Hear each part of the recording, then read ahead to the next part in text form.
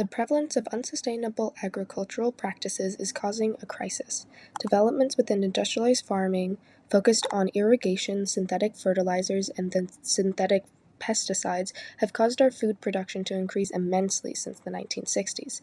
This development is called the Green Revolution, and it occurred in most of the world's more developed countries, especially in the United States, between the 1950s and the 1970s. A more recent rise in genetic engineering has created genetically modified organisms that are resistant to pests and disease.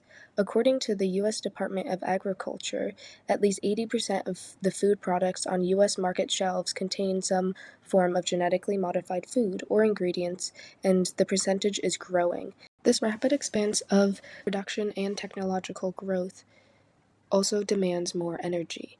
While since the 1970s, the amount of energy used per calorie to produce crops in the U.S. has declined by about 50%, the energy demanded to grow this food is still very large, as food production accounts for about 17% of all of the energy used in the United States, which is more than any other industry. California's Central Valley is an area where years of unsustainable agricultural practices combined with an erratic climate has created a crisis for agriculture. A major issue in California's Central Valley is water accessibility, as its unstable climate commonly causes droughts.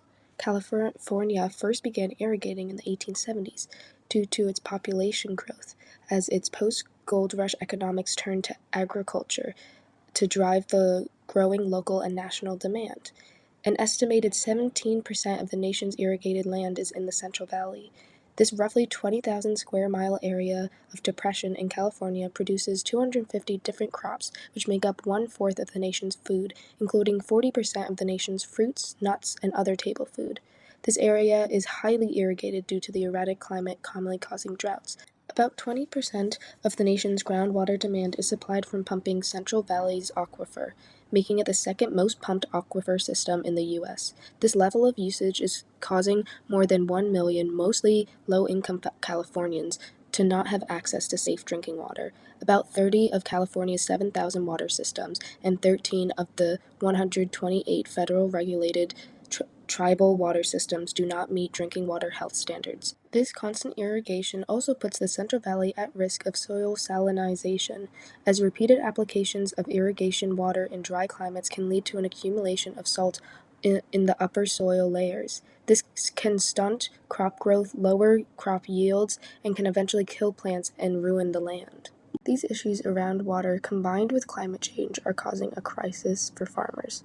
For example, climate change is predicted to increase evaporation, putting more stress on the water availability issues. Climate change is also putting the valley's orchards at risk, as it's reducing the amount of chill hours, which is when it's below 45 degrees Fahrenheit. This is required to break winter dormancy, synchronize blooming, and facilitate pollination, which are all vital in producing proper quality and quantity of crops. The shifting climate also is putting pollinators at risk and giving rise to changing pests and diseases, requiring more work by scientists. And the increasing temperatures are risking occupational hazards to the workers. While the Central Valley is more well known for its crops, they also have a large dairy industry. Dairy products were ranked as California's #1 valued commodity of 2024, producing $8.61 billion of the valley's $61.2 billion sales. This industry is competing against the orchards and croplands for land and water resources, as increasing temperatures and frequency of wildfires are putting California's cattle at risk of heat stroke, along with risking the grazing land. The combination of unsustainable practices and ineffective legislature with the erratic climate and further risks from climate change have started to price farmers out of their jobs. Just 3 months ago, this news story was published. An increase in abandoned farmland throughout the valley follows a near-total ban on agricultural burning that went into effect earlier this year. Action News reporter Gabe Ferris is live in the studio with the perspective of several farmers facing new regulations and the burden of empty fields nearby. Gabe? Margot and Warren, the situation is so bad that one farmer told me today the valley has become the epicenter of abandoned farmland. And tonight it's pests on those abandoned plots that are posing a major concern. There's a multitude of perfect factors that are all coming together right now to make farmers walk away from what they have. The Fresno County Farm Bureau's Ryan Jacobson telling us tumbling commodity prices, water policy, and new laws are to blame. The elimination of open burn and requiring the chipping has made it much more costly to be able to take these orchards or vineyards out. The price skyrocketing. What used to cost between $500 and $700 an acre to burn could now be nearly $3,000. So, what are some solutions that could specifically help farmers in the California Central Valley? According to California's fourth climate change assessment published in 2018, the San Joaquin Valley, which comprises the southern two-thirds of the larger Central Valley, has several promising adaptations for the many challenges that are faced when it comes to climate change. Firstly, when it comes to challenges with crops, flood-managed aquifer recharge is expected to provide storage for year-to-year changes in groundwater levels.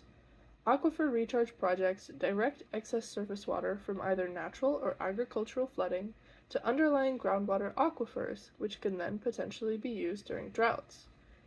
Though this solution may be limited by regional differences in soil properties, the cost, and water laws, studies have already shown that certain crops tolerate flooding well and show little to no impact on crop yield.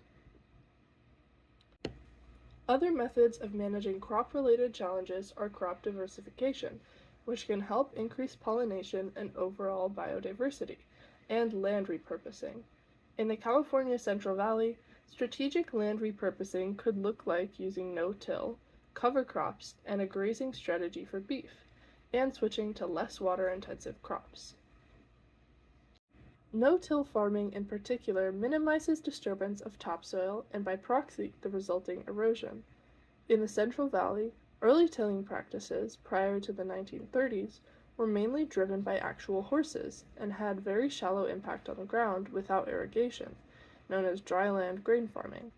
However, with the advent of tilling machinery through tractors that only became bigger and heavier, tilling became deeper and more damaging to the soil, while at the same time irrigation became more widespread due to expanded well drilling.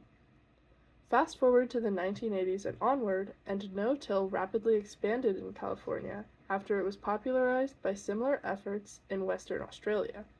Benefits were seen early on that continue to this day, including increased water filtration and storage in the soil, reduced soil erosion, and reduced machinery and labor costs. An interesting adaptation proposed by the climate assessment looks to work with the potential temperature shift due to climate change in order to capitalize on an increased amount of grazing space for cattle. Despite the fact that the hotter, drier climate can increase the risk of wildfires which threaten grazing land, the shifting snow line could open up more area for grazing, which, when properly planned, can benefit both land regeneration and the resilience of plant ecosystems. This can in turn help improve the sequestration of carbon within the soil. Another potential solution that can help mitigate the human impacts of climate change in the California Central Valley is through the Safe and Affordable Funding for Equity and Resilience Program, or SAFER. This set of tools is intended to help bring safe and affordable drinking water to Californians with limited access, and is funded by $130 million per year to, quote, develop and implement sustainable solutions for small systems with violations of drinking water standards. However, there are still issues with the SAFER Act. As of 2019, tribal water systems were disproportionately impacted by unsafe drinking water, with almost 10% of tribal water systems not meeting drinking water health standards, compared to 4% of public water systems in California. According to a presentation from California's EPA, the SAFER program's needs assessment factors in affordability, risk, and cost, but evidently focusing on financial costs alone is not an effective strategy when there are human health and environmental costs at risk.